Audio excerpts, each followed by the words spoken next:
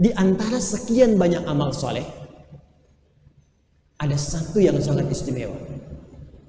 Sampai saking istimewanya, dia diberikan keistimewaan, privilege langsung oleh Allah untuk memberikan syafaat kepada 70 anggota keluarganya. Pelan-pelan ya. Di antara sekian amal soleh, dan konsep hidup kita kan amal soleh. Ini maaf ya, maaf sekali dengan kalimat ini. Sampai dengan malam ini, coba evaluasi, tinjau diri kita. Pekerjaannya sudah jadi amal soleh belum? Sudah jadi ibadah belum? Bisa lihat ada wajah-wajah mahasiswa. Antum kuliah di kampus-kampus sekitaran ini, maaf, untuk ngejar ijazah atau untuk mengejar ridha Allah? Ayo. Antum lulus tuh pengen jadi sarjana atau pengen punya nilai di hadapan Allah? Ayo. Kok jadi bingung jawabnya? Antum orang tua nih, antum merawat anak tuh karena cinta atau karena Allah? Ayo tuh. Ibu yang di bawah tuh Bu, merawat anak itu karena cinta pada anak atau karena Allah? Karena beda nanti. Mama pengen mainan, dibelikan cinta. Kenapa dibelikan Bu? Karena cinta pada anak. Pengen pakaian, dibelikan. Kok dibelikan Bu? Karena cinta pada anak. Sayang anak, sayang anak. Pertanyaannya, apakah mainan yang diberikan itu mendekatkan dia kepada Allah? Apakah pakaian yang diberikan itu menjadikan dia diridhai oleh Allah? Jangan-jangan diberikan pakaian tapi auratnya terbuka. Diberikan mainan tapi jauh dari Allah. Katanya karena Allah, tapi disekolahkan di tempat yang tidak mengenal Allah. Sholat tidak mampu, baca Quran susah. Maka apa yang Anda lakukan dengan investasi Anda selama ini? Bekerja letih siang malam, harta banyak. Khawatirnya Anda meninggal bahkan tak mampu menyolatkan Anda. Ini pernah kejadian di satu tempat di Indonesia. Saya nggak mau sebutkan tempatnya di mana. Bapaknya meninggal, anaknya nyewa orang untuk menyolatkan. Karena tak mampu menyolatkan. Maka apa fungsi harta yang selama ini dikumpulkan? Apa fungsi kemewahan yang selama ini dihadirkan? Kalau di ujung hayat tak mampu memberikan kebahagiaan sampai ke akhir.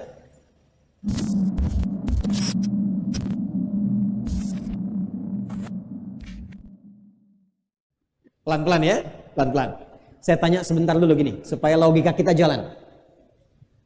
Kita sekarang hidup di mana? Di dunia. Nanti meninggal tidak? Kita tinggalkan gak ini? Karena itu diumumkannya meninggal dunia kan ya? Telah meninggal dunia. Pertanyaan saya, kalau meninggal dunia, meninggalkan dunia, perginya kemana? Perginya kemana? Tahu dari mana? Pernah ke situ? Huh? Kan baru informasi yang kita dapatkan kan? Kemudian kita mengantarkan kan? Beruntung bersyukurnya kita, dalam Islam tuh komplit semua. Anda nggak akan pernah temukan di dalam Islam kecuali petunjuk yang menjelaskan semua aktivitas kita dengan detail. Nggak ada satupun kegiatan kecuali petunjuknya ada di Quran dengan hadis. Bangun tidur ada petunjuknya, makan ada petunjuknya, berpakaian ada petunjuknya. Sampai kita pindah alam pun cara pindahnya, bagaimana sakaratul mautnya, yang tenang bagaimana, yang gelisah bagaimana, sampai pindah ke alam berikutnya ada keterangannya. Sekarang kita di sini dunia. Pindah kemana nanti? Ke waiting room. Namanya kubur. Sifatnya barzakh. Afala ya'lamu idza bu'thira ma fil qubur. Sifatnya disebut dengan barzakh. Dari sini nanti terakhir kemana? Ke akhirat. Ya, ada tak di ujungnya. Ingat, ada akhir, ada akhirat. Kalau ada tak di ujungnya, berarti itu ujung sesuatu yang tidak ada awalnya lagi setelah itu. Jadi kalau kita berada di satu tempat, ini ujung yang gak ada awalnya lagi setelah itu, maka disebut dengan akhirat namanya. Jelas sampai sini? Baik. Jadi kalau sudah nyampe sini, kalau di sini kita bahagia, bahagia selamanya, karena gak ada lagi setelah itu alam. Tapi kalau di situ fakir, fakir selamanya. Waiting room, pemisah antara dunia dengan akhirat, disebut dengan kubur atau sifatnya disebut dengan barzakh. Sekarang apa yang mau saya sampaikan? Pelan-pelan. Kita sekarang ada di dunia, tepatnya di Al-Irsyad, kan? Di Masjid Al-Irsyad, di wilayah apa namanya ini? Ampel namanya. Baik. Yang dari Sidoarjo ada? Yang dari Malang ada? Ada. Yang dari luar Surabaya ada? Ada. Bahkan yang dari luar Indonesia ada? Ada. Boleh jadi yang terhubung banyak dari sini di Zoom, di YouTube, bukan hanya dari Indonesia. Mungkin dari Amerika, mungkin Saudi, mungkin Jepang dan sebagainya. Pertanyaan saya, semua masuk dunia atau tidak? Masuk. Perhatikan pelan-pelan, pelan-pelan. Anda dari Sidoarjo misalnya, datang ke Ampel ke sini. Kalau nggak ada bekal bisa datang nggak? Nggak bisa. Anda dari Ampel mau ke Jakarta, nggak ada bekal bisa berangkat nggak? Tidak. Baik, toilet di Ampel dengan toilet di Kampung Rambutan sama nggak? Bayarnya sama nggak? Kalau dari Indonesia mau ke Malaysia, bekalnya sama nggak? Maaf. Uangnya bentuknya sama nggak? Beda. Kalau ke Amerika, sama nggak uangnya? Mata uangnya sama nggak?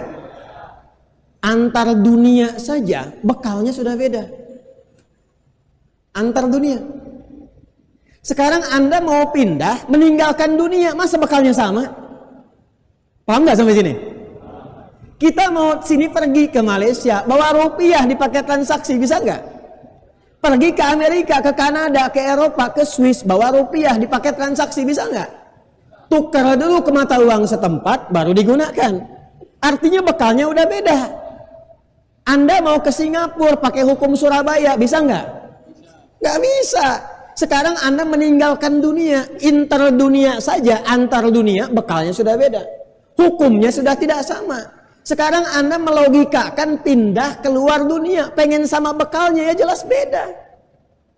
Paham sampai sini?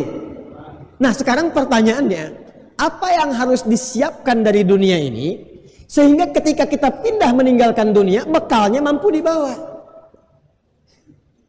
Kan yakin kita akan pulang. Tuh wajahnya CM semua, calon meninggal, sama dengan ini kan? Meninggal itu sudah pasti, meninggalkan dunia itu pasti. Tapi yang belum pasti itu bekalnya siap gak? Tentu siapin atau belum? Anda mau ke sini aja, lihat flyer, ada taklim, ada tabligh akbar. Persiapan sudah 2 hari. Siapkan waktunya, siapkan bekalnya, perjalanan naik apa, sampai di masjid jam berapa, rebutan sab tempat yang mana, siapkan kapasitas handphone untuk online sendiri. Ya. Sekarang kita ingin meninggalkan tempat yang jauh dari sini, bekalnya apa? Maka diinformasikanlah, berbahagialah kita sebagai muslim. Allah telah informasikan dalam Al-Quran ketika pindah kehidupan kita dari dunia mau pindah ke akhirat, maka bekal yang pertama kali menentukan adalah 1, imannya. Ini poinnya. Awas, hati-hati, pelan-pelan. Jadi nanti inti bekal untuk dibawa pulang menuju akhirat itu 1, yang pertama itu imannya. Ini yang paling pertama. Karena itu orang-orang yang pulang tidak membawa iman, dalam pandangan kita umat Islam, ketika dia pulang tidak membawa bekal iman, maka disebutkan oleh Quran dia pulang membawa kerugian. Quran surah ayat 103, Quran surah 103, perhatikan kalimatnya, wal 'asr innal insana lafi khusr. Kata insan disebutkan 65 kali dalam Al-Quran, menunjuk kepada semua manusia yang berkegiatan, beraktivitas, makan, minum, kerja, belajar dan sebagainya. Kata Al-Quran, wal 'asr, aku bersumpah kata Allah demi waktu, kesempatan yang aku berikan pada manusia untuk beraktivitas. 24 jam sehari, 7 hari dalam sepekan, silakan beraktivitas. Tapi ada orang yang saat beraktivitas itu semua aktivitasnya tidak punya nilai di hadapan Allah. Jadi cuma dunia saja. Dia makan, betul kenyang. Dia minum, hausnya hilang. Itu kan sifat dunia. Anda makan, fungsi makanan menghilangkan lapar, itu sifat dunia. Anda minum, fungsi minuman menghilangkan haus, itu sifat dunia. Anda berpakaian, fungsi pakaian apa? Melindungi diri, menutup aurat, tampil baik, itu fungsi dunia. Tapi pertanyaannya, mohon maaf, apakah yang menjadi fungsi dunia itu punya bekal untuk pulang ke akhirat? Kata Allah, belum tentu. Ada orang yang ketika makan, makannya punya nilai di hadapan Allah. Kapan makan itu punya nilai di hadapan Allah? Illalladzina Ini poinnya. Kecuali orang yang mengisi aktivitasnya, memanfaatkan waktu itu pertama dengan imannya. Sekarang teman-teman, ini babnya agak panjang sedikit ya. Perhatikan baik-baik. Ini baru muqaddimah ini, kita belum mulai materi intinya nih. Makanya saya agak cepat, nanti kalau sudah sampai saya pelanin. Perhatikan gini formulasinya. Bekal pertama untuk pulang ke akhirat namanya apa? Namanya apa? Yang kencang suaranya namanya apa? Perhatikan pelan-pelan sekarang ya. Iman ini kalau sudah dimiliki, nanti dia akan punya tempat namanya di kolbu. Di mana namanya? Kolbu. Saya tuliskan namanya di kolbu. Saya pelankan suara saya. Jamaknya qulub. Jamaknya apa? Qulub. Cara mengeceknya begini. Kalau ingin tahu di kolbu kita ada iman atau tidak, cara mengeceknya begini. Quran surah ke-8 ayat kedua. Saya hanya akan pakai Quran hadis sehingga nggak bisa didebat. Perhatikan kalimatnya. Innamal mu'minuna.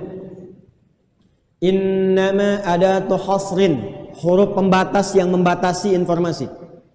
Innamal mu'minuna, sungguh orang beriman itu punya ciri-cirinya hanya sebagai berikut. Jadi kalau ciri pokok ini tidak ada persoalan di imannya. Satu, idza dzukirallahu wajilat qulubuhum. Qalbu dikonfirmasi. Innamal mu'minuna alladzina idza dzukirallahu wajilat qulubuhum. Jika disebutkan nama Allah, maka ada konfirmasi dalam kolbunya, ada getaran. Karena itu sehari disebutkan 5 kali nama Allah diperdengarkan dalam setiap pergantian hari. Karena nanti dikhawatirkan pagi-pagi ada getaran, sore-sore hilang. Kata Nabi ada yumsi ya mu'minan wa yusbihu kafira, wa yusbihu mu'minan wa yumsi kafira. Ada orang yang paginya ada konfirmasi iman, sorenya hilang. Maka disebutkan setiap pergantian waktu 5 kali dalam sehari. Diperdengarkan di telinga kita supaya nyambung ke dalam kolbu kita. Dalam bahasa Arab telinga disebut dengan udhunun, jamaknya disebut dengan adhanun. Maka setiap hari diperdengarkan azan, panggilan yang sampai ke telinga kita. Bukankah kalimat pertama azan Allahu Akbar, Allahu Akbar? Idza dzukirallahu, kalau disebutkan nama Allah, wajilat qulubuhum. Perhatikan, saat diperdengarkan Allahu Akbar, Allahu Akbar, pernah nggak merasakan getaran dalam hati? Gak bisa kelihatan, cuman terasa. Hei, sudah adzan, cepat siap-siap. Pernah ada begitu? Nah, itu yang disebut getaran iman. Jadi kalau imannya sudah ada, mendengar nama Allah, Allahu Akbar, Allahu Akbar, ada konfirmasi. Yang belum punya itu, gak bisa punya getaran itu. Atau yang itunya hilang, imannya hilang, yumsi kafirah, gak akan punya getaran itu. Allahu Akbar, Allahu Akbar. Suara apa sih ini? Toanya kekencangan tuh. Tapi kalau ada konfirmasi iman, getarannya beda. Nah, itu iman namanya. Nanti semakin kuat, maka dia akan menjadi cahaya membimbing semua bagian tubuh kita. Nanti ada iman standar, gini. Standar, ada iman kuat, ada iman lemah. Allahu Akbar, Allahu Akbar. Subuh besok jam berapa? Subuh jam berapa? 3.40, 3.50. Terjadi perbedaan pendapat tentang waktu sholat subuh besok. Ambil pertengahan 3.45. Lihat sini. Lihat sini. Allahu Akbar, Allahu Akbar. 3.45. Seketika Anda bangun. Ya Allah, sudah azan. Saya ambil wudhu. Nah itu konfirmasi iman. Maka itu tingkatan imannya namanya iman standar. Saya kotakin. Iman apa? Bukan iman yang kuat, iman standar. Allahu Akbar, Allahu Akbar. Bangun dia, ya Allah sudah azan, saya siap-siap. Maka itu namanya iman standar. Quran surah keempat ayat 103. فَإِذَا قَضَيْتُمُ الصَّلَاةَ فَاذْكُرُوا اللَّهَ قِيَامًا وَقُعُودًا وَعَلَى جُنُوبِكُمْ فَإِذَا اطْمَأْنَنْتُمْ فَأَقِيمُوا الصَّلَاةَ إِنَّ الصَّلَاةَ كَانَتْ عَلَى الْمُؤْمِنِينَ كِتَابًا مَوْقُوتًا. Terjemah bebasnya, orang beriman itu pasti tahu, sadar waktu sholat. Jadi begitu dipanggil alal mu'minina, dikonfirmasi di Al-Anfal, innamal mu'minuna alladzina idza dzukirallahu wajilat qulubuhum. Jadi kalau dipanggil Allahu Akbar, sadar, maka imannya iman stand. Subuh jam 3.45, dia dari jam 2 udah bangun, belum dipanggil. Dia udah tunggu-tunggu, tahajud, istighfar, nunggu panggilan. Maka itu pertanda menunjukkan imannya kuat, naik ke atas. Iman yang kuat. Ketinggalan sholat sunnah sudah gelisah. Jadi kalau dia bangun Allahu Akbar, dia bangun tuh. Itu yang keluarnya bukan ya sudah adzan, bukan ya Allah astagfirullah saya terlambat, padahal baru adzan. Jadi saking kuatnya imannya, ketinggalan sunnah dia gelisah. Yang ketiga, ini yang agak kompleks dan kebanyakan umumnya yang ini umat sekarang. Dipanggil 3.45, dia baru bangun 5.43. Dia balik tuh. Tidak ada persoalan. Nah, secara singkat, sepanjang seseorang punya iman dan imannya dilatih tadi, dengar azan, dia tunaikan salat, nanti iman itu sinyalnya akan menguat. Pernah lihat handphone? Pernah ya? Kalau dicas terus, pulsanya bagus, sinyalnya kuat kan? 2 bar, 3 bar, 4 bar, 5 bar ya? Iman juga begitu. Semakin kuat, nanti ada cahaya. Cahaya itulah yang akan membimbing semua bagian tubuh kita untuk bersikap. Contoh, masuk ke mata. Iman masuk ke mata. Maka dituntunlah matanya bagaimana caranya melihat. Dia tidak akan melihat biasa. Imannya yang membimbing matanya untuk menatap. Karena itu semakin kuat imannya, semakin ada kesadaran nanti dalam dirinya, membimbing matanya untuk melihat. Yang menuntun imannya. Kata imannya lihat, lihat. Kata imannya jangan lihat, tidak akan dilihat. Karena itulah fungsi mata ketika disebutkan pertama kali dalam Al-Quran, imannya disebutkan baru matanya. Quran surah ke-24 ayat 30 untuk laki-laki, ayat 31 untuk perempuan. Qul lil mu'minina, imannya dulu. Tadi Al-Anfal, innamal mu'minuna. Di An-Nisa, alal mu'minina. Ketika imannya sudah hadir dalam jiwanya, naik ke mata. Qul lil mu'minina. Muhammad SAW viralkan kepada orang yang telah punya iman. Yaghuddu min absarihim. Matanya akan dituntun oleh imannya, hanya melihat yang baik saja. Kata imannya tak baik, imannya akan perintahkan ke matanya, palingkan. Itu yang disebut dengan ghaddul basar. Jadi standar baiknya imannya, standar terhormatnya imannya. Jadi nggak akan semua dilihat. Dari mata turun ke lisan dulu. Waktu bicara lisan, imannya dulu. Sebelum disebutkan fungsi mulut, imannya dulu. Quran surah ke-49 ayat 11-12. Ya ayyuhalladzina amanu. Hei semua yang telah merasakan punya iman tanpa kecuali, la yaskhar qaumin qaum. Imanmu pasti akan menuntun lisanmu berkata baik, tidak akan digunakan untuk saling mencela. Man kana yu'minu billahi wal yaumil akhir falyaqul khairan aw liyas. Siapa yang merasa beriman kepada Allah dan hari akhir, dia yakin akan dihisab, kata Nabi, imannya akan menuntun lisannya berkata yang baik-baik. Tak mampu, dia diam. Jadi singkatnya, dari ujung kepala sampai ke ujung kaki, maka akan dituntunlah semua pekerjaan kita dengan imannya. Saat iman menuntun pekerjaan, pekerjaan dalam bahasa Arab disebut dengan amal. Saat iman menuntun amal, maka berubahlah nama amal menjadi sholih. Saya ulang, saat iman menuntun amal, maka berubahlah amal menjadi apa? amal saleh. Jadi ada amal saja, ada amal saleh, itu beda. Amal apa itu? Contoh, ini di depan saya ada minuman. Fungsi minum itu menghilangkan haus. Jadi kalau kita minum ini, haus hilang. Minum itu bagian dari pekerjaan, amal. Kalau cuma minum saja, maka ini hanya jadi amal saja, tidak ada solehnya.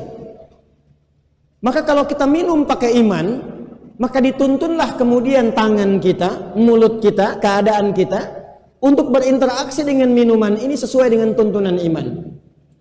Bagaimana caranya? Kita lihat petunjuk Nabi. Maka Nabi menuntun kita, iman kita digerakkan. Kata Nabi, "Idza quddima ta'amu", jika makanan dihidangkan atau minuman di dalamnya, "Khudh bi yaminika ma yalik", ambil dengan tangan kananmu yang paling dekat denganmu. "Tsumma sammillah" au qul bismillahirrahmanirrahim, au qul bismillah dalam satu riwayat lain. Kemudian sebelum minum, sebelum makan, ucapkan bismillahirrahmanirrahim, atau paling sedikit bismillah. Contoh, ambil dengan tangan kanan, bismillahirrahmanirrahim. Alhamdulillah. Hausnya hilang. Mau air bening, mau susu, mau teh, mau kopi, hilang. Ini amal namanya. Fungsi minuman menghilangkan haus, itu dunia namanya. Tapi apakah pekerjaan minum tadi punya nilai di akhirat? Nah, yang menjadikan itu punya nilai, itu kalimat bismillahirrahmanirrahim. Dan kalimat bismillahirrahmanirrahim gak mungkin keluar kecuali dari orang yang punya iman. Maka ketika kalimat bismillah mengiringi pekerjaan amal, maka berubahlah amal itu menjadi apa? Salih. Ketika amal menjadi salih dan punya nilai yang dicatatkan di akhirat, maka Allah perintahkan malaikat, catat tuh, dia punya nilai.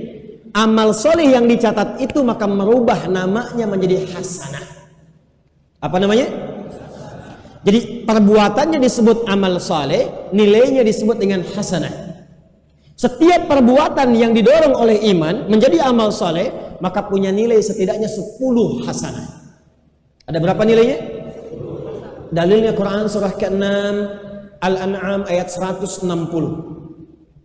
Man jaa bil hasanati falahu asyru amthaliha.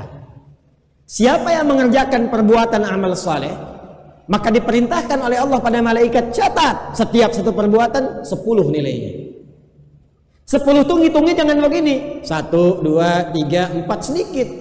Di hadis Muslim disebutkan jarak 1 ke 2 500 tahun, 2 ke 3 500 tahun, 3 ke 4 500 tahun. Antum baru datang ke masjid, belum ngapa-ngapain, tapi niatnya untuk ibadah, baru datang, dapat 25 kebaikan. Jarak 1 ke 2 500 tahun, 2 ke 3 500 tahun, 3 ke 4 500 tahun. Jadi perbuatannya disebut amal saleh, nilainya disebut apa tadi? Hasanah. Nah, hasanah ini nanti yang dituliskan akan dikonfirmasi di akhirat. Jadi perbuatan kita di dunia dituliskan jadi hasanah, di akhirat ditunjukkan dalam bentuk kitab. Dalam surat Al-Isra, Iqra kitabak, kafa binafsika al-yawma 'alaika hasiba. Itu yang dituliskan. Nanti setiap 1 ke 2, 2 ke 3 yang tadi 500 tahun, itu setiap poinnya disebut dengan ajrun namanya. Apa namanya? Ajrun. Inna hadzal Qur'ana yahdi lillati hiya aqwam wa yubashshirul mu'minina alladzina ya'maluna as-salihati anna lahum ajran kabira. Bukan hasanah. Hasanah tadi yang dibaca imam salat maghrib, surat Al-Kahf, ya. Yang ini surah Al-Isra, ya, anna lahum ajran kabira. Dan orang-orang beriman yang mengerjakan amal soleh, berikan kabar gembira kepada mereka, mereka punya nilai di hadapan Allah namanya ajrun. Dituliskan tuh. Kalau infak berapa, baca Quran berapa, sholat berapa. Pernah dengar kalau kita baca Quran satu hurufnya berapa? Tahu dari mana? At-Tirmidzi nomor hadis 2010 kan? Man qara'a harfan min kitabillahi falahu asyru hasanat. Walam aqul alif lam mim harfun, ya, walakin alifun harfun, lamun harfun, mimun harfun, walikulli harfin asyru hasanat. Anda baca satu huruf dituliskan langsung 10. Itu hasanat. Satu keduanya, dua ketiganya disebut dengan ajrun namanya. Lahum ajrun ghairu mamnun. Infak dapat berapa infak? 700 tuh kalau ngitung sendiri. Kalau hitungan Quran paling minimal, maksimal lebih daripada itu. Cuman problemnya ayatnya sering dipotong. Al-Baqarah ayat 261. Mathalul ladzina yunfiquna amwalahum fi sabilillah kamathali habbatin satu ambatat sab'a sanabil 7 fi kulli sumbulatin mi'atu habbah 100. 1 kali 7 kali 100. Cuman ayatnya sering dipotong sampai sini. Teruskan ayatnya, teman-teman. Wallahu yudha'ifu liman yasha' wallahu wasi'un.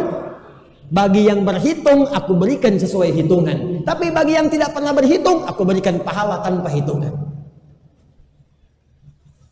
Itulah hasanah. Jadi pastikan semua perbuatan dunia kita jadi amal soleh. Pastikan punya nilai hasanah. Bangun tidur, hasanah. Minum, hasanah. Makan, hasanah. Kerja, hasanah. Semua hasanah. Makanya kita sering berdoa, dunianya dapat hasanah, di akhiratnya nampak hasanahnya. Maka diajarkanlah di Quran doa itu di Al-Baqarah ayat 201. Wa minhum may yaqulu rabbana atina fid dunya hasanah wa fil akhirati hasanah wa qina adzabannar. Nah, itu konsep hidup kita begitu. Iman dan amal saleh, keduanya melahirkan hasanah, hasanah melahirkan ajrun namanya pahala. Nah, itulah yang akan dapatkan rahmat Allah mengantarkan kita ke surga.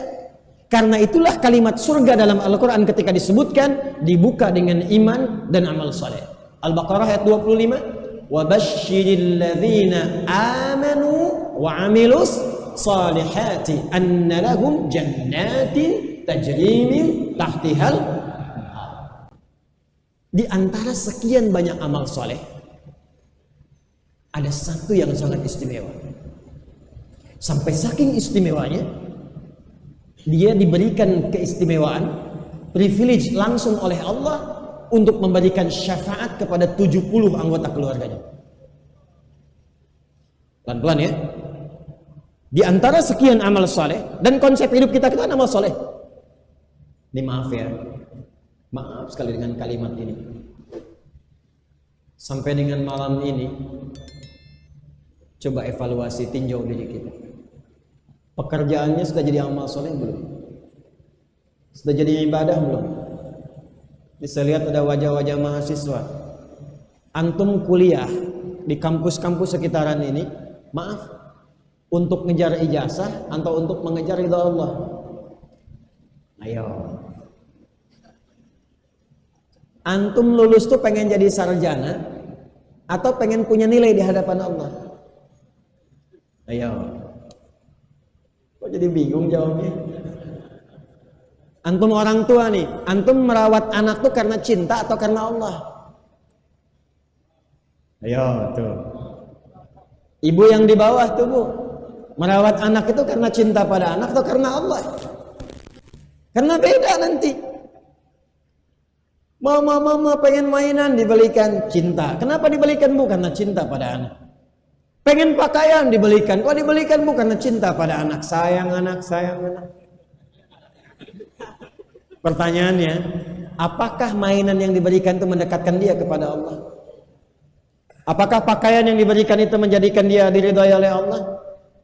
Jangan-jangan diberikan pakaian tapi auratnya terbuka. Diberikan mainan tapi jauh dari Allah. Katanya karena Allah, tapi disekolahkan di tempat yang tidak mengenal Allah. Sholat tidak mampu, baca Quran susah. Maka apa yang Anda lakukan dengan investasi Anda selama ini? Bekerja letih siang malam, harta banyak. Khawatirnya Anda meninggal bahkan tak mampu menyolatkan Anda. Ini pernah kejadian di satu tempat di Indonesia. Saya nggak mau sebutkan tempatnya di mana. Bapaknya meninggal, anaknya nyewa orang untuk menyolatkan. Karena tak mampu menyolatkan. Maka apa fungsi harta yang selama ini dikumpulkan? Apa fungsi kemewahan yang selama ini dihadirkan? Kalau di ujung hayat tak mampu memberikan kebahagiaan sampai ke akhirat. Maka balik ke sini. Ada orang-orang yang semua kegiatannya menjadi amal soleh. Tapi ada orang-orang yang visioner. Dia menginginkan amal solehnya punya nilai tertinggi di hadapan Allah Subhanahu wa ta'ala. yang saking tingginya, maka diberikan kesempatan oleh Allah langsung orang ini melalui Nabi Sallallahu Alaihi Wasallam sampaikan kepada golongan ini, dia bisa memberikan syafaat kepada 70 dari anggota keluarganya. Catat hadisnya, Sunan Abu Daud dalam tahqiq sahihnya, nomor hadis 2522. Rawinya Nimran bin Utsbah Az-Zimari dari Ummu Darda, dari Abu Darda, dari Nabi sallallahu alaihi wasallam.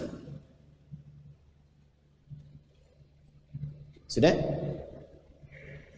Kalau Anda ngaji kitabnya Syekh Hashim, ya, Syekh Muhammad Hashim bin Asy'ari yang mendirikan Nahdlatul Ulama, 31 Januari 1926, itu punya 19 kitab. Kitab pertamanya Adabul Alim wal Muta'allim, halaman 16, paling kanan sebelah atas, paragraf yang kedua.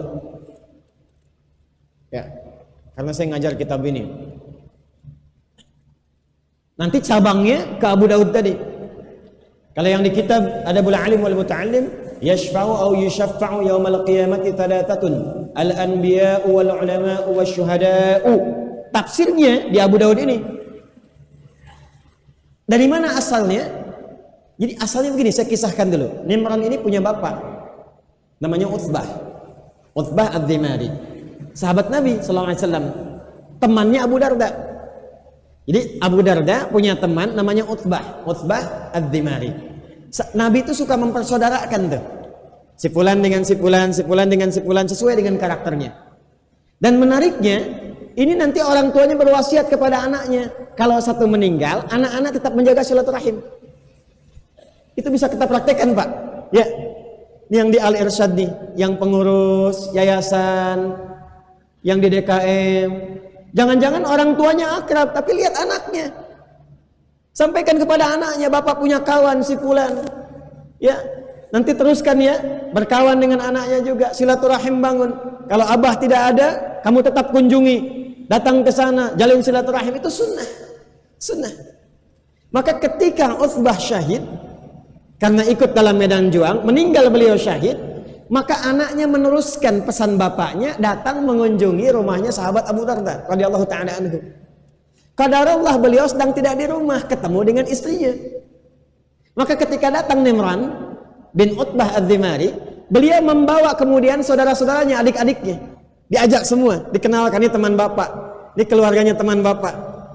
Maka begitu terlihat oleh Ummu Darda radhiyallahu taala anha, kalimat pertama yang keluar di lisannya. Perhatikan, ini kalimat indah sekali.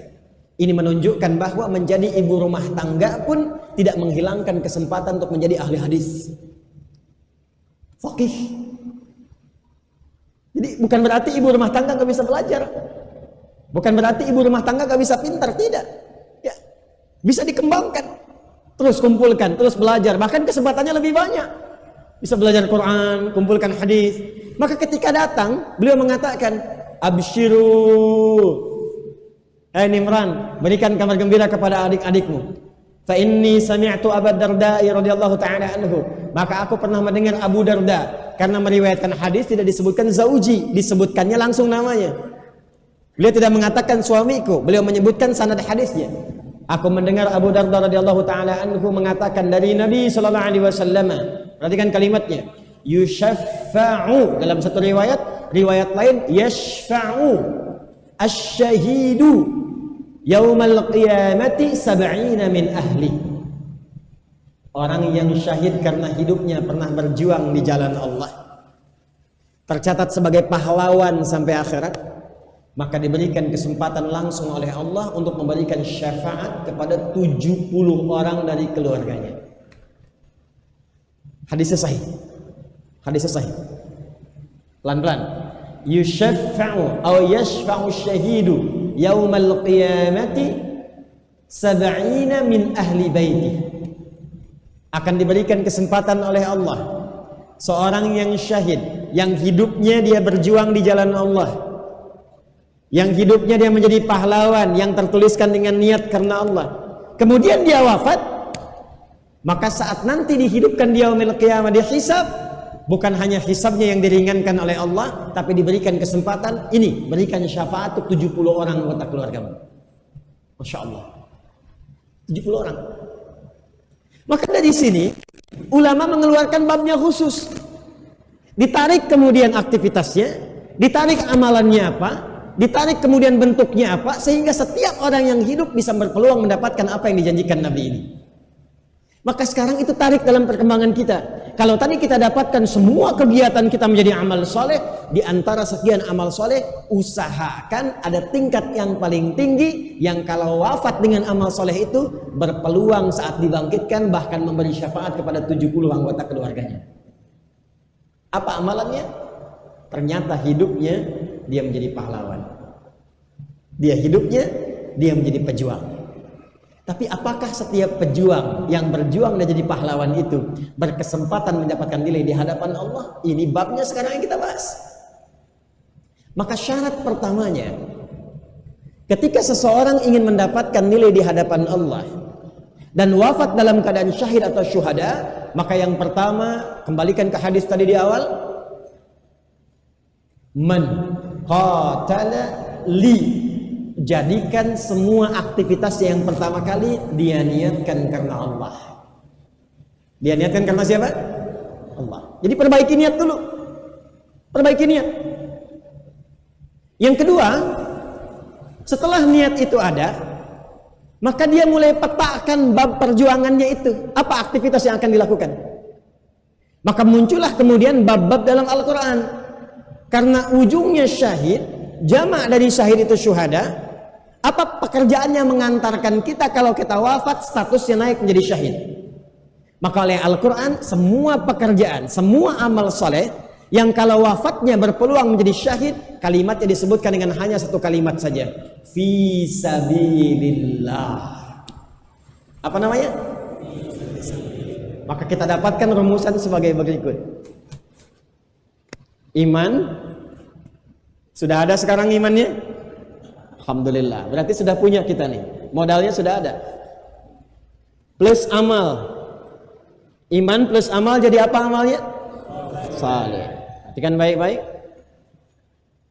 Amal soleh jenisnya banyak, dari tidur sampai tidur lagi. Bangun tidur, makan, berpakaian, bekerja, beraktivitas, apapun berpeluang jadi amal soleh. Sepanjang dilakukan dengan apa? Iman. Kuncinya ada pada kalimat apa? Bismillahirrahmanirrahim. Gampangnya begitu. Ya, dalilnya kullu amrin dzibalin la yubda'u fihi bi bismillahirrahmanirrahim fa huwa abtar atau aqta. Setiap perbuatan baik, pekerjaan yang baik yang tidak diawali dengan bismillahirrahmanirrahim, maka terputus sifat salehnya, hilang peluang pahalanya.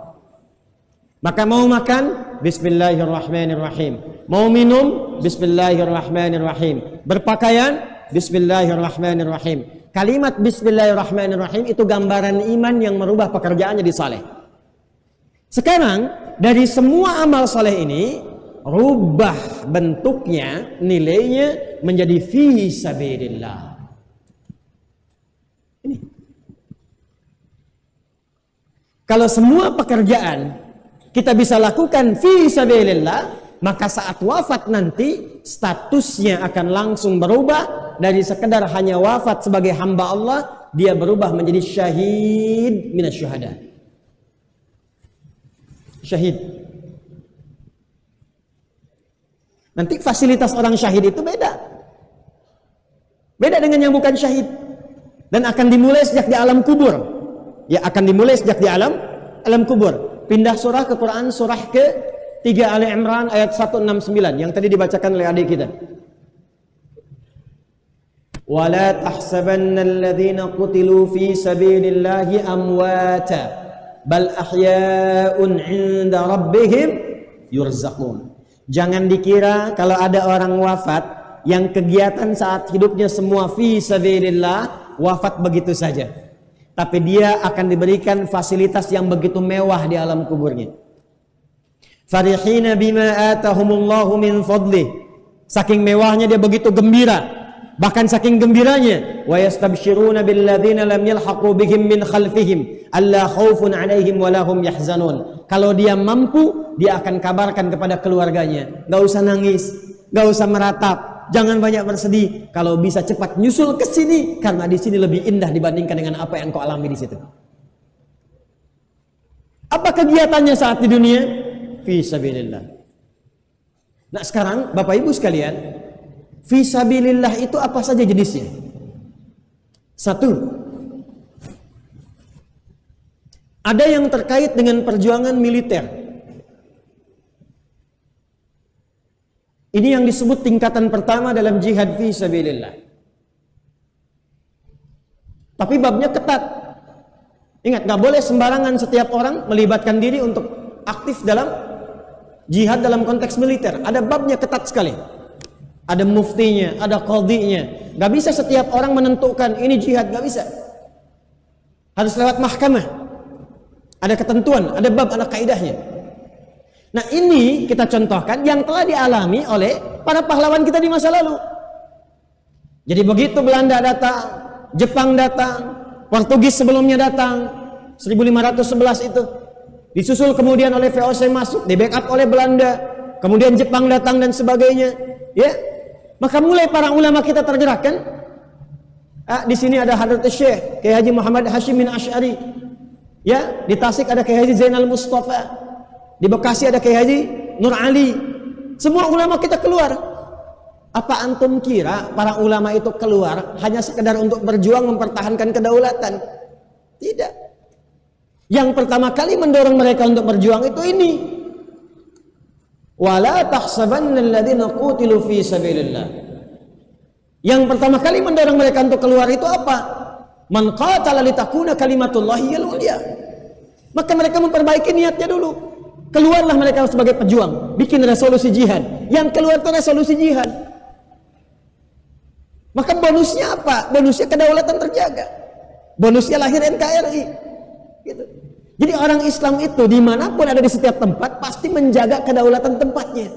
Maka berbahagialah satu negeri, berbahagialah satu bangsa yang di dalamnya ada umat Islam, diberikan kesempatan beribadah, mendalami agamanya. Demi Allah saya katakan, tidak akan pernah ada negeri di muka bumi ini, ada bangsa yang ada umat Islam di dalamnya, kecuali dia akan sangat cinta dengan tanah airnya. Takbir. Ya, jangan pernah disoal. Ya, saya pernah ditanya, Ustadz, bagaimana hubungan Pancasila dengan syariat Islam? Saya bilang hubungannya baik-baik saja, tidak ada masalah. Jadi kalau umat Islam itu ada di satu negara, pasti dia menjaga kedaulatannya. Dia akan cinta bangsanya. Dia akan makmurkan bangsanya. Nah, itu yang menjadikan keluar, iman yang menyuruh dia kemudian untuk bergerak, itu yang dia jadikan fi sabilillah. Makanya keluar di lisannya kalimat Allah. Innamal mu'minuna alladzina idza dzukirallahu. Karena dalam kalbunya ada Allah, keluarnya Allah. Apa teriakan Bung Tomo dari sini ketika memberikan motivasi untuk berjihad itu, berjuang itu? Allahu Akbar. Semua ketika keluar kalimatnya Allahu Akbar. Allahu Akbar, Allahu Akbar. Itu yang menjadikan wa ma ramaita idz ramaita walakinna Allah rama. Gimana ceritanya bambu runcing bisa mengalahkan senjata canggih pada masa itu? Siapa yang menggerakkan orang-orang Islam mau berinfak pada masa itu? Syekh Faraj bin Marta. Ya, orang-orang yang lainnya dengan hartanya. Siapa yang menggerakkan Syekh Ahmad Syurkati berinfak dengan ilmunya, berjuang dengan ilmunya? Yang terus berkembang dengan Syekh Ahmad Dahlan mendirikan Jamiah Muhammadiyah. Asalnya Jamiatul Khair itu. Ya, yang didirikan 13 Jumadal Ula itu 1905 di Tanah Abang itu di Jakarta. Terus berkembang nanti karena kumpul di situ para habaib, kumpul para ulama. Kiai Ahmad Dahlan itu pendiri Muhammadiyah, nama asalnya Muhammad Darwish. Beliau keturunan Nabi sallallahu alaihi wasallam itu. Ya, termasuk keturunan Nabi. Kiai Haji Ahmad Dahlan itu waktu mau berangkat ke Tanah Suci berbarengan dengan saudara beliau, ya, Kiai Haji Muhammad Hashim bin Asy'ari. Dari setelah ngaji dengan Kiai Haji Soleh Darat, ya, kemudian berangkat ke Tanah Suci, nanti pulang ganti nama jadi Kiai Haji Ahmad Dahlan dari Muhammad Darwish bin Kiai Haji Abu Bakar bin Kiai Ilyas bin Kiai Sulaiman bin Demang Jurang Juru Kapindo bin Demang Jurang Juru Sapisan bin Kiai Gerebek. Ya, nah Kiai Gerebek itu nyambung nanti nasabnya ke siapa? Syekh Ahmad Jumadil Kubra. Syekh Ahmad Jumadil Kubra nyambung ke Syekh Azmat Khan. Azmat Khan nyambung ke siapa? Ke Ali Zainal Abidin. Nyambung ke Sayyidina Husain. Ya, radhiyallahu ta'ala anhu. Nyambung ke siapa? Ali bin Abi Thalib. Ya, beliau siapa? Suaminya Fatimah Az-Zahra bintu Muhammadin sallallahu alaihi wasallam. bin Abdullah bin Abdul Muttalib bin Hashim bin Abdul Manaf bin Qusay bin Murrah bin Kilab bin Ka'ab bin Ghalib bin Fihir bin Malik bin Madar bin Kinana bin Khuzaimah bin Mudrikah bin Ilyas bin Nizar bin Mudar bin Ma'ad bin Adnan bin Adri bin Muqawwam bin Nagur bin Tarikh bin Ya'rub bin Yasjub bin Ismail alaihissalam bin Ibrahim alaihissalam bin Azar atau bin Nagur bin Abir bin Kinan bin Arfakhshan bin Sam bin Nuh bin Matukhsalah bin Mikhlail bin Matushalah bin Kinan bin Anwas bin Tis bin Adam alaihissalam. Itu nasabnya ke Haji Ahmad Dahlan. Jadi beliau mendirikan Muhammadiyah itu yang akan milad 18 November ini karena apa? Karena fi sabilillah. Fi sabilillah. Kiai Haji Muhammad Hashim bin Asy'ari mendirikan Nahdlatul Ulama karena apa? Fi sabilillah. Keluar resolusi jihad fi sabilillah. Bung Tomo fi sabilillah. Ya, Syekh Farad bin Marta fi sabilillah, semua fi sabilillah. Bukankah akhirnya menjadi pahlawan? Pahlawan kan? Dan diakui oleh negara. Pangeran Diponegoro fi sabilillah, Imam Bonjol fi sabilillah, Cut Nyadin fi sabilillah. Antum jangan salah ya ikhwan, ajarkan pada anak-anak kita. Islam mengajarkan kita mencintai negeri, berjuang, tapi niatnya adalah lillah.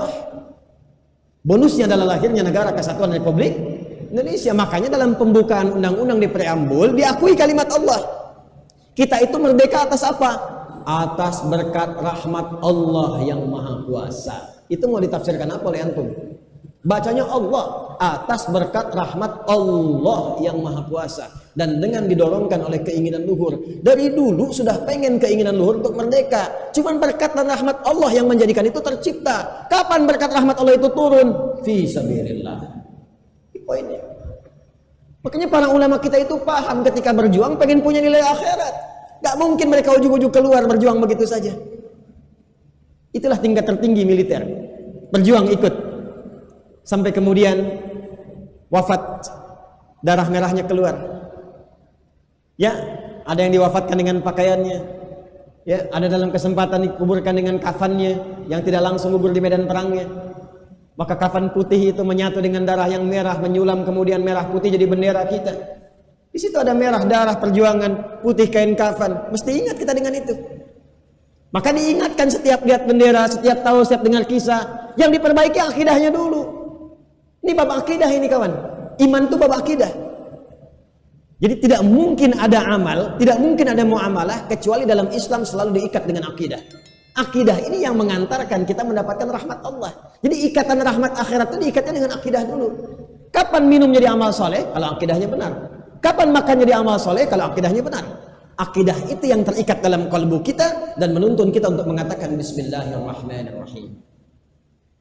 Jadi orang sekarang kalau mau berjuang pun belajar dulu, nggak ujuk tiba-tiba jihad, meledak sana sini, itu nggak betulin. Oh ya, kalau ada yang seperti itu jangan diikuti ya. Ya, ada yang ngajak-ngajak melakukan tindakan kekerasan jauhi, tinggalkan. Dulu waktu ada kejadian bom di Jalan Tamrin tuh. Dan kita berdoa semoga tidak terjadi lagi yang demikian tuh. Itu saya sedang ngajar di Lampung tuh. Itu pertanyaan orang Lampung pertama kali, kalimatnya masih jelas itu terngiang. Ustaz, apakah bom di Jalan Tamrin termasuk jihad fi sabilillah? Saya bilang, Pak, sependek pengetahuan saya, jihad fi sabilillah itu jihad di jalan Allah, bukan di Jalan Tamrin.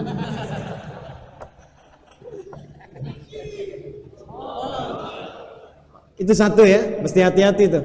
Ya, awas hati-hati tuh. Itu yang dikesankan nanti Islam lekat dengan kekerasan, dengan terorisme dan sebagainya. Kita robah kalimat itu, robah persepsi itu dengan akhlak yang mulia. Dua, kalau belum ditemukan ini atau tidak ada ini, maka ada amal yang kedua yang kalau dikerjakan statusnya langsung naik jadi fi sabilillah, dan kalau wafat sedang mengerjakan itu langsung wafatnya sebagai syahid syuhada. Yang kedua ini talabul ilmi wa ta'limihi, menuntut ilmu dan mengamalkannya. Babnya muta'allim dan mu'allim. Karena itu para ulama kita itu rata-rata kalau mengarang kitab mereka akan mengarang dengan bab ini dulu, bab ilmu dulu. Karena memang status tertingginya ini. Kalau nggak ada aksi militer, tuntutan militer, maka tempat tertinggi masuknya kemana? Bab pengetahuan. Quran surah 9 ayat 122. At-Taubah ayat 122. Ayat ini turun sebagai info dari Allah, kalau tidak ada peluang untuk yang ini, maka peluang menuntut ilmu menggantikan langsung posisi yang pertama yang ini. Wa ma kana al-mu'minuna liyanfiru kaffah falawla nafara min kulli firqatin minhum ta'ifatun liyatafaqahu fid din wa liyunziru qaumahum idza raja'u ilaihim la'allahum yahdharun. Dan tidak semestinya orang beriman itu pergi semua ke medan juang pada aksi yang pertama, tuntutan pertama. Falawla nafara min kulli firqatin minhum ta'ifah, maka hendaknya ada di antara sekian orang beriman itu yang meluangkan waktunya liyatafaqahu fid din, untuk mempelajari tuntunan agamanya. Ketika ayat ini turun, maka semua komentar ahli tafsir semuanya sama. Bahkan Al-Imam Al-Maraghi punya tafsir namanya Tafsir Al-Maraghi, 15 jilid. Apa kata beliau? Ketika tuntutan militer ini belum ada, maka status tafaquh fid din menempati urutan yang pertama. Jadi setiap ada peluang tafaquh fid din dan kita hadir di dalamnya, kemudian wafat di situ, Allahu Akbar, maka statusnya syahid. Statusnya apa? Syahid. Tapi apakah setiap majlis ilmu itu menjadi peluang untuk tafaquh fid din? Belum tentu.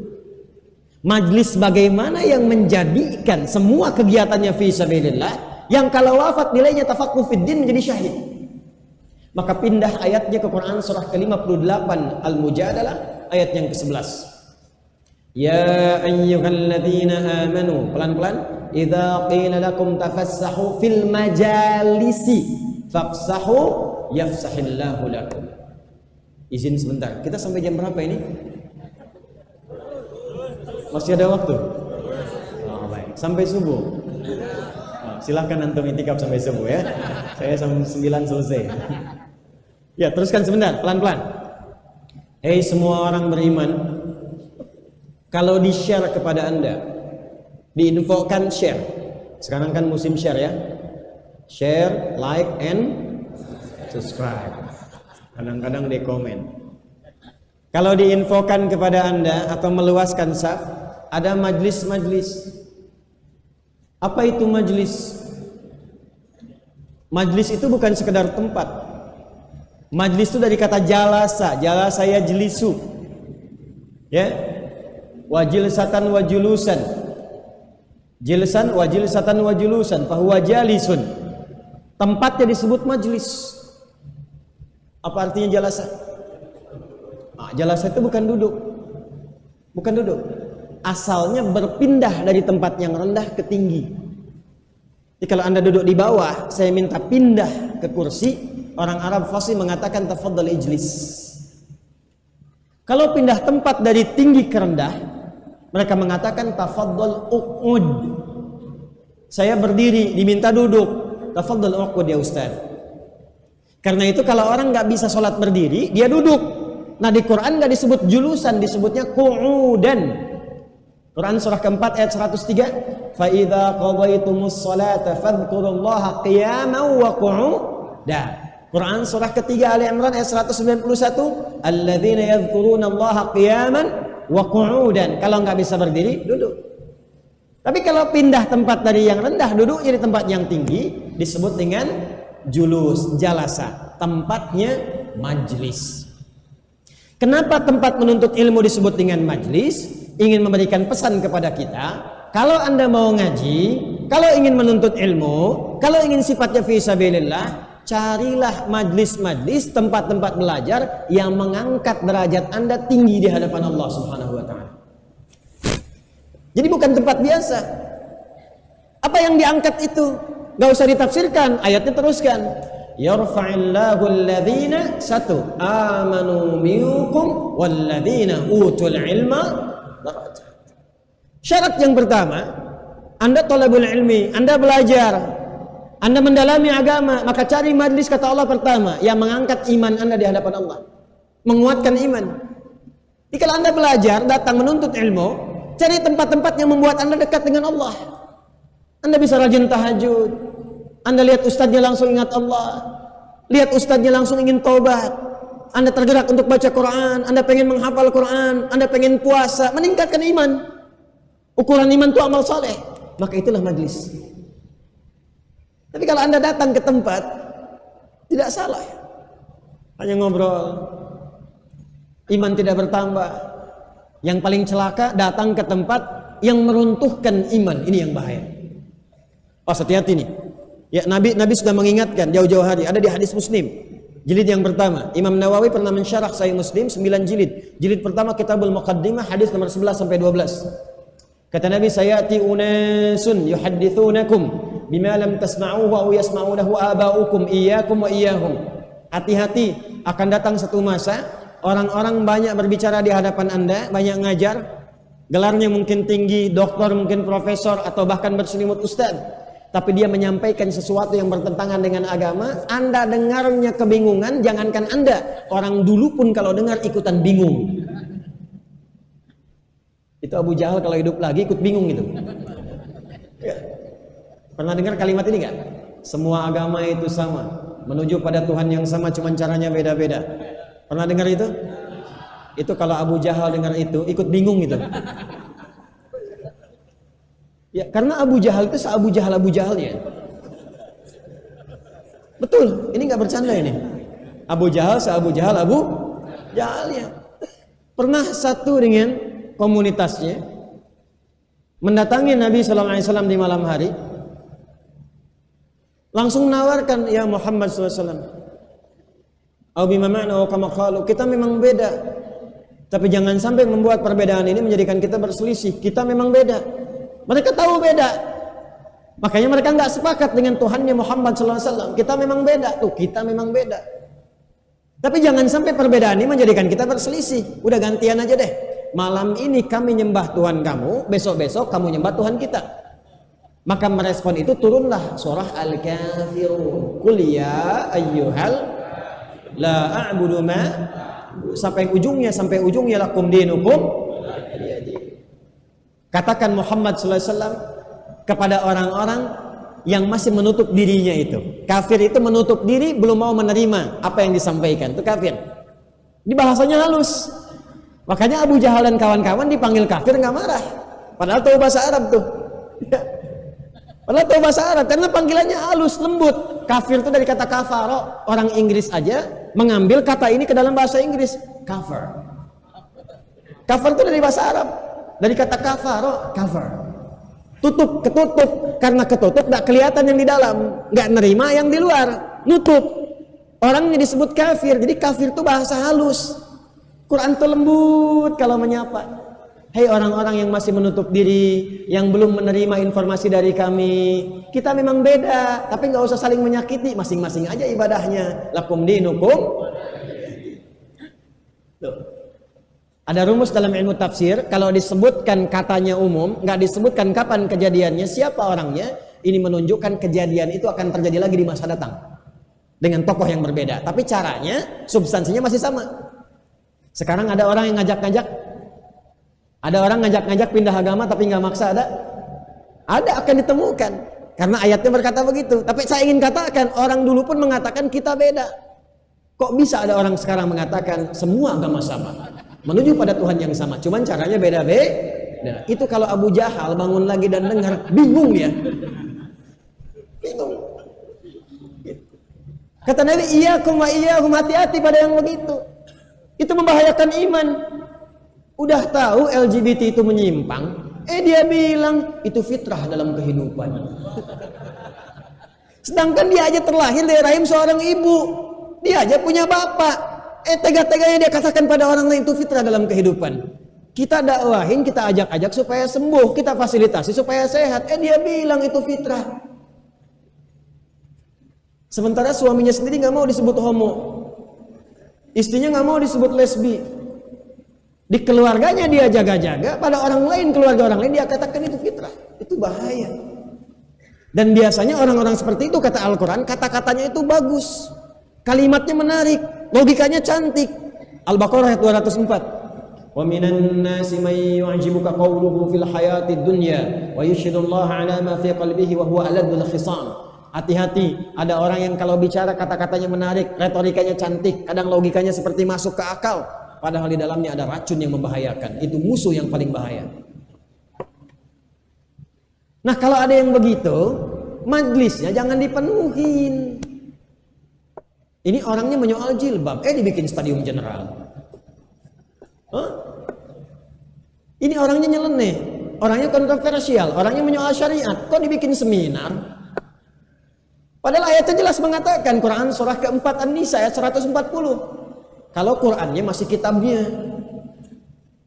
Kalau Quran masih kitab kita, maka Allah berfirman, wa qad nazzala 'alaikum fil kitabi an idza sami'tum ayatillahi yukfaru biha wa yustahza'u biha fala taq'udu ma'ahum hatta yakhudu fi haditsin ghairihi innakum idzan mithluhum. Hati-hati. Innallaha jami'ul munafiqina wal kafirina fi jahannam jami'an. Dan aku tegaskan, kata Allah, qad litahqiq, aku tegaskan. Perhatikan baik-baik kalimatnya. Wa qad nazzala 'alaikum fil kitab, telah tetap ketentuan, aku tegaskan ketentuan dalam Al-Qur'an. An idza sami'tum ayatillahi yukfaru biha. Kalau Anda pernah mendengar seseorang mengingkari ayat-ayat Allah, memotong-motong, menyalahgunakan, wa yustahza'u biha, atau minimal mengolok-ngolok, dia olok-olok tentang ajaran dalam Islam, fala taqudu ma'ahum, jangan dicela. Jangan dicela. Karena mencela yang sudah tercela itu buang-buang energi. Gak usah dicela. Itu indahnya Islam tuh. Jangan balas dengan celaan. Jangan hinakan. Jangan ribut berdebat. Cukup kata Al-Quran, fala taqudu ma'ahum, tinggalkan, jangan sertai. Kalau ceramah gak usah ditonton. Kalau tayang di YouTube nggak usah di subscribe. Kalau nulis buku nggak usah dibeli. Kalau ada di TV nggak usah ditonton. Boikot aja sampai dia sadar. Sampai dia sadar, kalimat Qur'annya indah sekali. Bukan untuk menghinakan dirinya, tapi untuk menyadarkannya sampai dia sadar bahwa itu salah. Ketika dia sadar, dia kembali. Kalau sudah kembali, jadikan teman lagi. Jelas sampai di sini? Maka jangan cari majlis-majlis yang bahkan menghancurkan keimanan seorang hamba. Cari yang meningkatkan iman. Kedua, ilmu. Iman meningkat kuat, bagus. Ilmu kosong, bahaya. Saya tobat, ya Allah, saya akan meningkatkan sholat. Iman saya mulai menguat. Besok saya sholat subuh gak apa-apa, 3 rakaat. Gak bisa.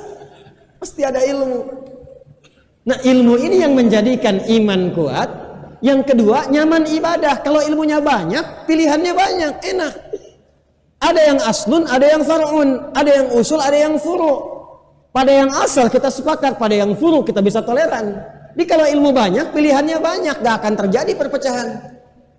Gak akan terjadi saling menghinakan. Gak akan terjadi saling mencela. Yang kunut tahu ilmunya, oh ini jalurnya. Imam Syafi'i jahar, ini jalurnya. Imam Malik ini kunutnya sir, ini jalurnya. Oh yang tidak kunut, ini Imam Abu Hanifah jalur hadisnya begini. Yang nazilah Imam Ahmad bin Hanbal jalurnya seperti ini. Maka ketika kita berada di posisi itu, Anda kunut, datang ke Saudi, mazhabnya Ahmad bin Hanbal. Oh kunutnya nazilah, nggak kunut, tahu ilmu, nggak ada masalah. Jadi nggak usah sujud sawi.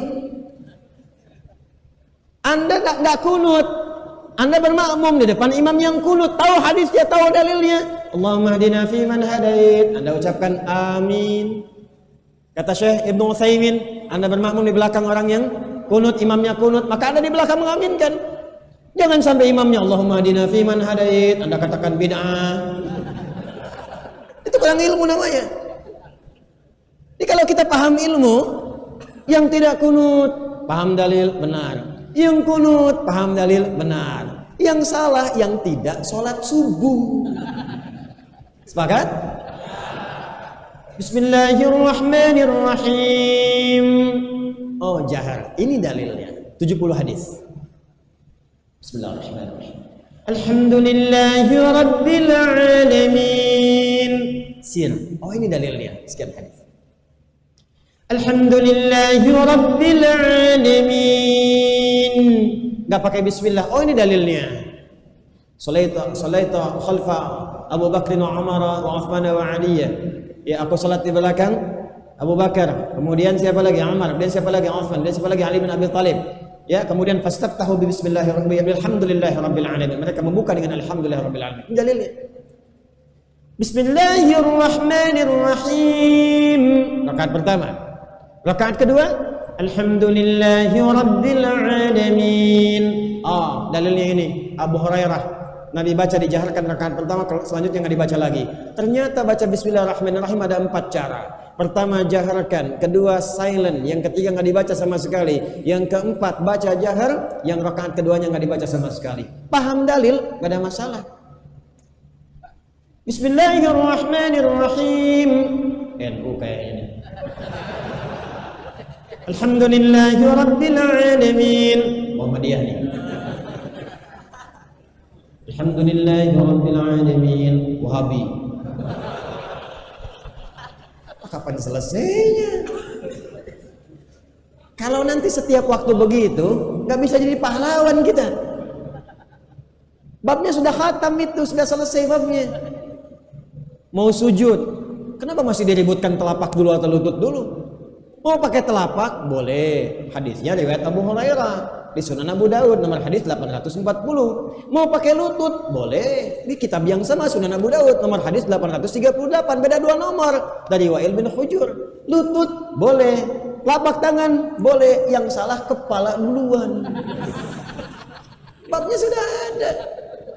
Nah, dengan meningkatkan wawasan, ngaji, ilmunya makin mendalam, toleransi makin tinggi. Yang tidak sesuai dengan standar Quran dan Sunnah, kita tinggalkan. Tapi nggak usah berselisih, nggak usah saling mencela, nggak usah dikerjakan, cukup tinggalkan, selesai.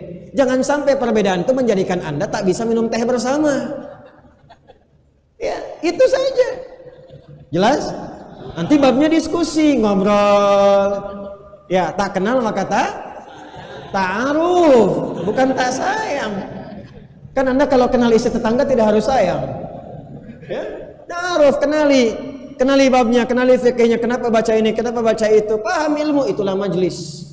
Yarfa'illahu alladhina amanu minkum walladhina utul ilma. Sifatnya tafaqquh fid din, pahami. Catat.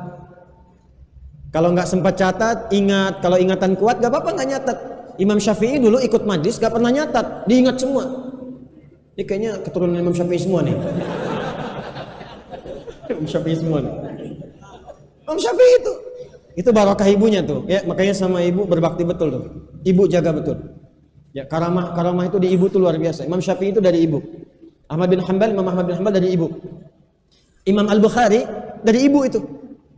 Al-Bukhari juga sama, mewarisi kecerdasan, salah satu turunan sama tuh. Beliau bukan dari turunan Imam Syafi'i, tapi nasabnya nanti tersambung ke atasnya itu dari turunan yang ke atas. Ya, ketemu di nanti nasab-nasab yang dengan Nabi ke atasnya. Ya, tapi Al-Bukhari punya nasab yang berbeda. Nama aslinya Muhammad bin Ismail bin Ibrahim bin Al-Mughirah bin Al-Bardizbah. Tinggal di Kecamatan Ju'fa, Kabupaten Bukhara, Provinsi Khurasan, negara Uzbekistan. Bersambung dengan Imam Syafi'i di nasab ilmunya. Beliau Syafi'i. Tapi nanti yang paling luar biasa, ketajaman ingatannya nyambung. Imam Al-Bukhari itu buta matanya, usia 2 tahun. Nanti barokah Quran sembuh dengan barokah ngaji ibu. Ibu berdoa, singkatnya sembuh matanya. Kecerdasannya sama, nggak pernah nulis kalau diajar. Masuk majlis ilmu dengar aja, sekali baca hafal, sekali baca. Dengar 100 hadis, diacak semua hadisnya, diurutkan satu persatu sesuai dengan sanad dan susunan hadisnya. Imam Al-Bukhari.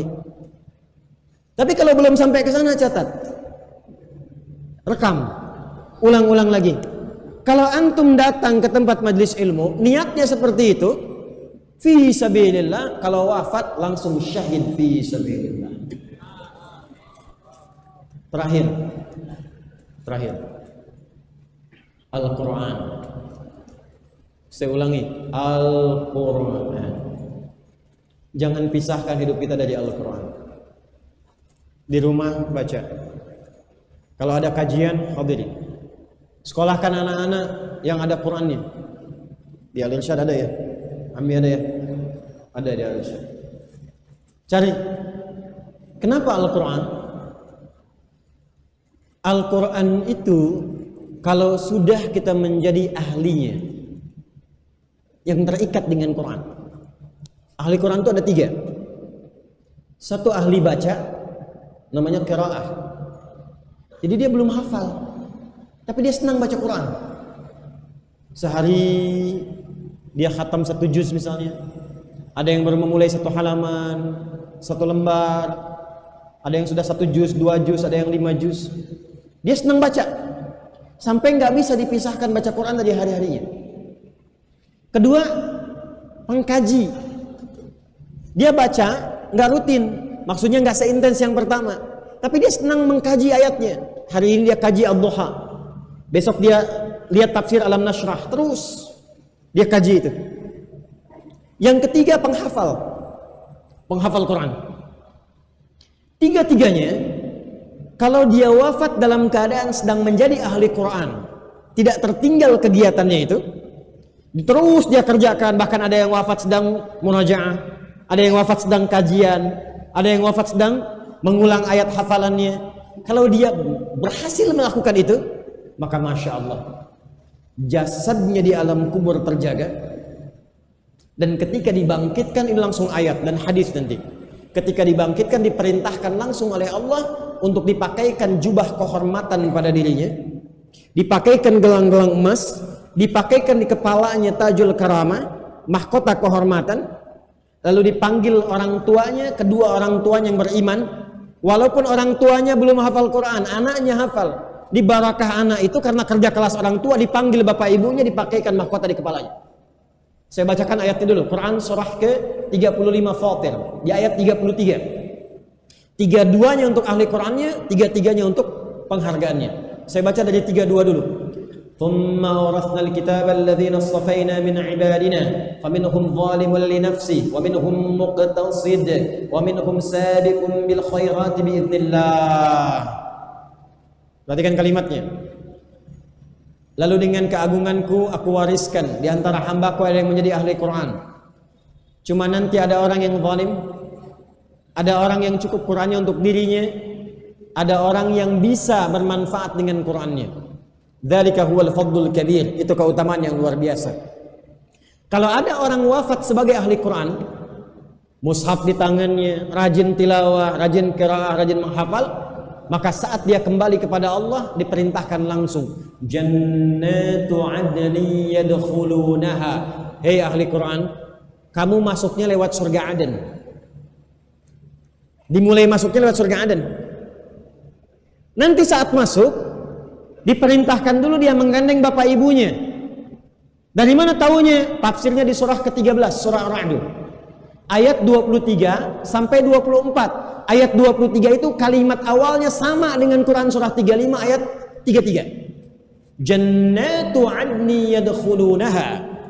Ada orang masuk lewat surga Aden, itulah ahli Quran diantaranya. Wa man salaha min abaihim. Sebelum masuk dia diperintahkan dulu gandeng bapak ibumu yang saleh. Gandeng dulu. Nanti di At-Tirmidzi nomor hadis 2915, Qurannya memohon berkata, Allahumma halli, ya Allah, hiasi dulu dia ya dengan mahkota kehormatan, pakaikan. Maka dianugerahi dia mahkota kehormatan. Makanya anak-anak sekarang kalau wisuda Quran itu suka diberikan mahkota ya. Itu Masya Allah, walaupun yang hafal Quran anak orang lain, kadang-kadang kita yang neteskan air mata tuh. Nanti begitu dipakaikan, diperintahkan dipanggil bapak ibunya, mana si fulan, mana si fulana. Ini kamu hafal Quran atas jasa bapak ibumu nih, bapak ibumu yang menyekolahkan dia ke sekolah Quran, yang memasukkan kamu ke pesantren. Bu, Pak, luar biasa. Disiralkan, pakaikan mahkota di kepalanya. Setelah itu gandeng tangan bapak ibumu. Setelah itu pasanganmu wa azwajihim. Jadi kalau dia menikah nanti dia gandeng istrinya. Kalau yang perempuan gandeng suaminya. Kalau yang belum menikah, yang mudah-mudahan sebelum kiamat kurang 2 hari sudah menikah, dia akan gandeng bidadari itu. Kemudian wa dzurriyyatim, dia gandeng keluarganya. Itu yang dimaksudkan memberi syafaat untuk 70 anggota keluarganya. Jadi belakang ikut anaknya, cucunya, kakaknya, saudaranya yang beriman, beramal soleh. Nanti masuknya lewat mana? Tapi sebelum dia masuk, setelah pakai mahkota, Qurannya mengatakan Allahumma zid, ya Allah, berikan tambahan kepada ahli Quran, bedakan fasilitator. Yuhallawna fiha min asawir wa libasuhum fiha hadir. Maka dipakaikan gelang-gelang emas, dipakaikan jubah kehormatan, baru dia masuk ke surganya. Begitu masuk lewat surga Aden, diperintahkan semua malaikat untuk berbaris di setiap gerbang pintu surga. Wal malaikatu yadkhuluna 'alaihim min kulli bab. Salamun 'alaikum bima sabartum fa ni'ma uqbad dar. Kata Allah, hai semua malaikat, berjejer kamu berdiri di depan pintu surga, sambut sekeluarga besar ini masuk ke surganya nanti lewat surga Aden. Takbir. Maka masuklah sekeluarga besar itu dan semua malaikat mengatakan salamun alaikum bima sabartum. Selamat mendapatkan semua kemegahan ini karena Anda sabar saat itu. Jadi pahlawan itu sabar. Jadi pejuang itu sabar. Jadi mohon bersabar, ngaji sabar. Saya tahu lelah Anda datang. Saya tahu Anda capek, tidak sedikit harta dikeluarkan. Cuma memang surga itu mahal. Kalau hadiahnya snack dengan power bank, ya mungkin sedikit. Sabar. Bapak ibu merawat anak, sabar. Karena jihadnya ibu itu pada anaknya. Bapak yang berikhtiar mencari nafkah, sabar. Karena itu pun masuk dalam bab fisabilillah. Kalau diniatkan karena Allah, itu fisabilillah. Jangan dikira mencari nafkah itu bukan fisabilillah, fisabilillah. Setiap rupiah yang diinfakkan, kalau di hadis dinar yang diinfakkan, itu karena Allah itu nilainya tinggi. Dan karena itu diminta seorang istri taat kepada suaminya. Ya? Antum yang mencari ilmu sabar. Menghafal Quran sekarang sabar. Maka terakhir, bagaimana kita meneruskan legasi pejuang di masa lalu? Sekarang kita doakan, semoga Allah merahmati mereka, memberikan ampunan kepada mereka, menerima amal soleh mereka, memuliakan keluarga besar mereka. Plus kita pun mesti terus mendoakan dan memberikan inspirasi kepada keluarga besarnya. Kita sampaikan keluarga-keluarga yang pejuang di masa lalu itu isi sekarang. Jangan kurangi nilai perjuangan mereka, jangan kurangi nilai ibadah mereka dengan bertindak sesuatu yang tidak pantas. Anak pejuang kita muliakan, tapi kita doakan juga untuk meneruskan perjuangannya. Tugas kita sekarang mengisi perjuangan yang telah diawali oleh orang tua kita. Sekarang kita isi dengan nilai-nilai kemuliaan. Ayo, sekarang berubah niatnya. Litakuna kalimatullahi yal aliyah. Niatkan untuk ibadah. Keluar dari masjid ini, kerjanya untuk ibadah. Kalau ibadah, pasti jujur. Antum jadi apapun gak ada yang korupsi. Karena li-nya ini bismillah, ikhlas, niat karena Allah. Apa ada orang korupsi nyebut bismillahirrahmanirrahim? Apa ada yang mau mencuri mengatakan bismillahirrahmanirrahim? Silakan berjuang. Jadi tentara, bismillah. Jadi polisi, bismillah. Jadi insinyur, bismillah. Jadi pilot, bismillah. Isi kemerdekaan ini dengan berkarya sebaik-baiknya. Tapi bagi orang Islam, niatkan untuk ibadah. Takbir. Jangan tanggung. Kalau kaya sekaya-kayanya, nanti hartanya pakai untuk ibadah. Yang kurang mampu, ada skema sedekah, ada zakat, ada infak. Makanya bangga di negeri itu kalau banyak muslimnya. Kalau muslimnya benar, ya maaf, yang orang Islam support supaya kaya. Pedagangnya supaya kaya. Kalau dia kaya, Islamnya benar, hartanya dipakai untuk bersedekah, untuk ibadah. Maka kemiskinan akan berkurang. Kefakiran akan hilang. Itu yang terjadi dulu. Apa yang menggerakkan Syekh Farad bin Marta? Apa yang menggerakkan para pedagang-pedagang dulu, syarikat dagang Islam, Haji Saman Hudi, ada persaudaraan dari Solo sampai dengan ke Banten, sampai dengan ke Surabaya, sampai kemana-mana. Apa yang menyebabkan mereka bisa ikhlas berinfak? Orang Aceh mengumpulkan harta itu untuk beli pesawat pertama. Apa yang menggerakkan mereka itu? Lillah. Babnya itu ibadah. Nah sekarang kita tinggal isi. Maka isi dengan sila ketiga dulu, persatuan Indonesia. Persatuannya lillah. Fa asbahtum bi ni'matihi ikhwana. Maka sekarang coba kompak, bikin database sekarang.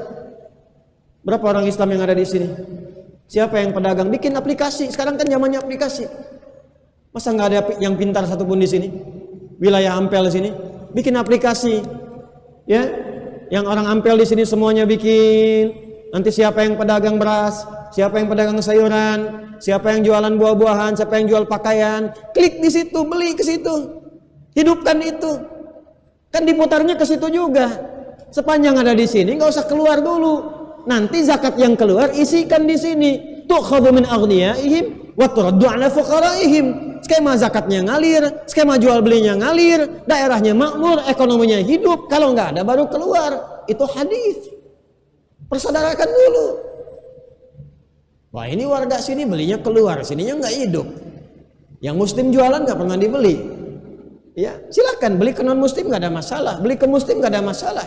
Silakan. Tapi yang dimaksudkan adalah niatkan semua karena ibadah dan bangun sesuatu itu punya nilai di hadapan Allah Subhanahu wa taala. Siap insyaallah? Yang terakhir saya tutup niatkan untuk mendapatkan syafaat Rasulullah sallallahu alaihi wasallam. Hadis sahih Al-Bukhari nomor hadis 7510 dari Anas bin Malik radhiyallahu taala anhu.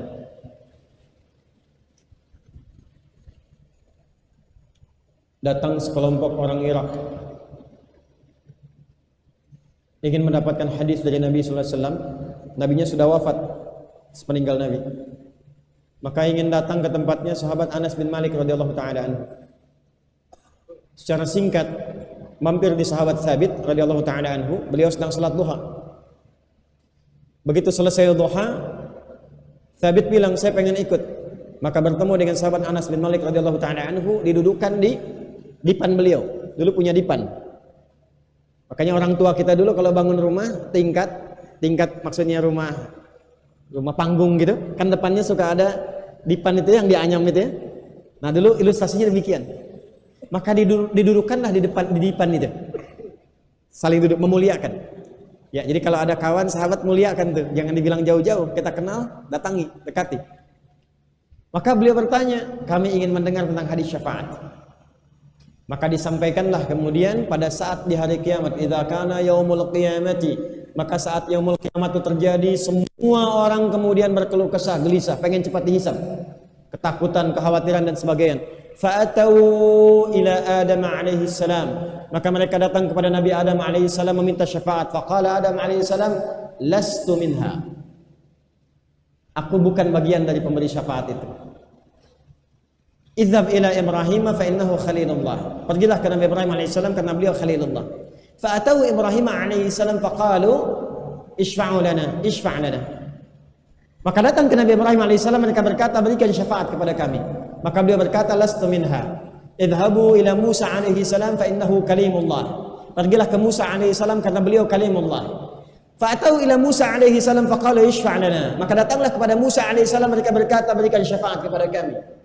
Maka beliau berkata, lastu minha. Idhab ila Isa alaihi salam fa innahu ruhullah, pergilah kepada Nabi Isa alaihi salam karena beliau ruhullah. Fatau Isa alaihi salam faqalu ishfa' lana, maka datanglah mereka kepada Isa alaihi salam dan berkata, berikan syafaat kepada kami. Maka beliau berkata, lastu min ahliha, aku bukan pemiliknya. Idhabu ila Muhammadin sallallahu alaihi wasallam,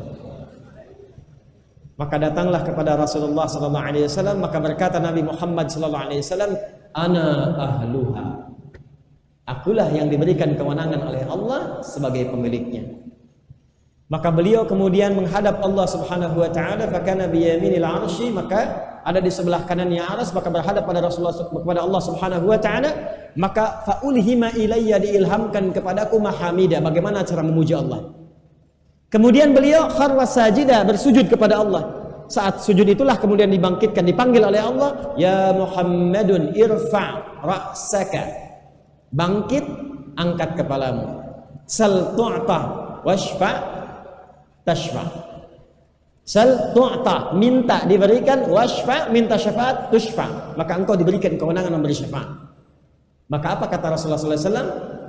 Ummati, ummati, ya Allah, umatku, umatku, umatku, umatku. Ini nanti 4 kali disebutkan oleh Nabi sallallahu alaihi wasallam untuk memastikan semua umatnya mendapatkan syafaat dari Rasulullah sallallahu alaihi wasallam.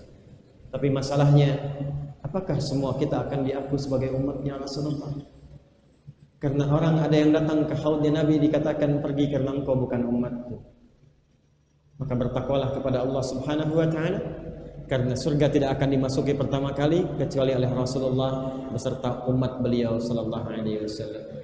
Perbanyak sholawat, jadi pejuang yang baik.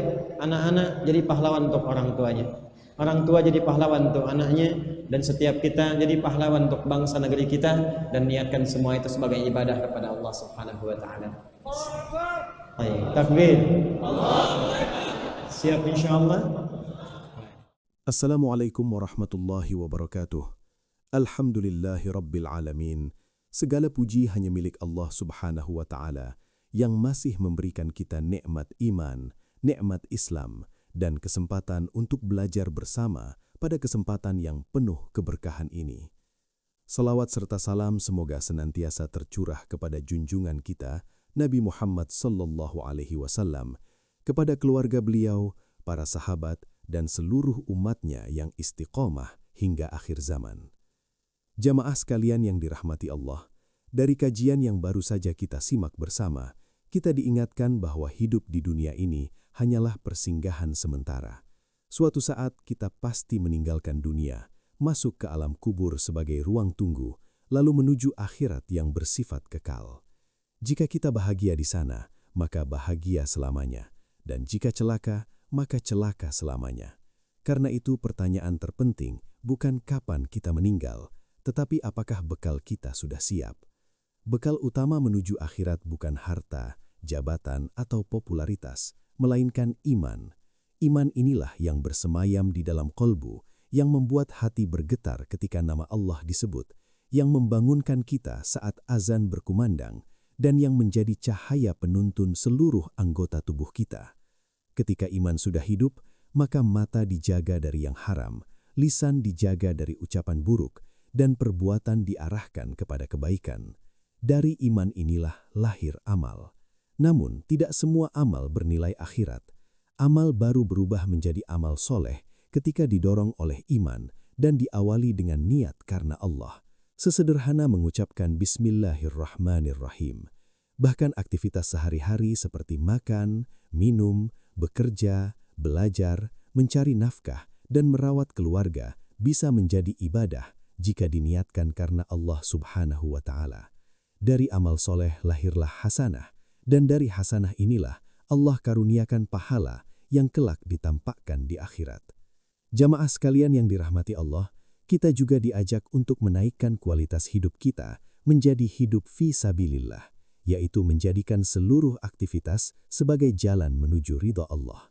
Fi sabilillah bukan hanya tentang perjuangan di medan perang, tetapi juga tentang menuntut ilmu dan mengamalkannya, menghidupkan Al-Quran, mendidik keluarga dalam ketaatan, bekerja secara halal, bersedekah, serta mengabdi kepada umat dengan niat yang lurus. Orang yang hidupnya fisabilillah, jika Allah wafatkan dalam keadaan itu, akan mendapatkan kemuliaan yang besar, bahkan di antaranya ada yang diberi kesempatan memberi syafaat kepada keluarganya. Kita juga diingatkan betapa mulianya orang-orang yang dekat dengan Al-Quran, baik yang rajin membaca, mengkaji, maupun menghafalnya. Al-Quran akan menjadi cahaya di dunia, penolong di alam kubur, dan pemberi syafaat di akhirat. Begitu pula menuntut ilmu agama, menghadiri majelis yang menambah iman, yang membuat kita ingin sholat, ingin bertaubat, ingin membaca Al-Quran. Itulah jihad besar di zaman kita. Dengan ilmu, umat menjadi dewasa, toleran dalam perbedaan, tidak mudah mencela, dan tetap berpegang teguh pada Al-Quran dan Sunnah. Dan yang tak kalah penting, Islam mengajarkan kita untuk mencintai negeri, menjaga persatuan, mengisi kemerdekaan dengan kejujuran, kerja keras, sedekah, dan ibadah.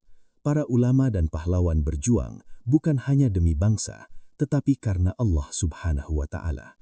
Maka tugas kita hari ini adalah melanjutkan perjuangan itu dengan memperbaiki niat, memperkuat iman, memperbanyak amal soleh, dan menjadikan seluruh hidup kita bernilai ibadah. Jamaah sekalian yang dirahmati Allah, semoga kajian ini menjadi pengingat bagi kita semua bahwa dunia hanyalah tempat singgah, iman adalah bekal utama, amal soleh adalah kendaraan, dan ridho Allah adalah tujuan akhir kita. Mari kita niatkan setiap langkah hidup ini karena Allah, agar bangun tidur kita bernilai pahala, kerja kita bernilai pahala, dan seluruh aktivitas kita menjadi jalan menuju surga. Sebelum video ini berakhir, kami mohon kepada jamaah sekalian yang dirahmati Allah, jangan lupa untuk menekan tombol like, share video ini kepada keluarga dan sahabat agar semakin banyak yang mendapatkan manfaat, serta subscribe channel ini agar tidak ketinggalan kajian-kajian berikutnya yang insya Allah penuh keberkahan. Kami juga mengajak jamaah sekalian untuk mendoakan Ustadz Adi Hidayat di kolom komentar. Semoga Allah Subhanahu wa Ta'ala senantiasa menjaga beliau, memberikan kesehatan, keberkahan umur, serta melimpahkan pahala atas setiap ilmu yang beliau sampaikan kepada umat. Akhir kata, semoga Allah Subhanahu wa Ta'ala menjadikan kita hamba-hamba yang istiqamah dalam iman, dimudahkan dalam amal soleh, dan dipertemukan kembali kelak di syurganya. Wassalamualaikum warahmatullahi wabarakatuh.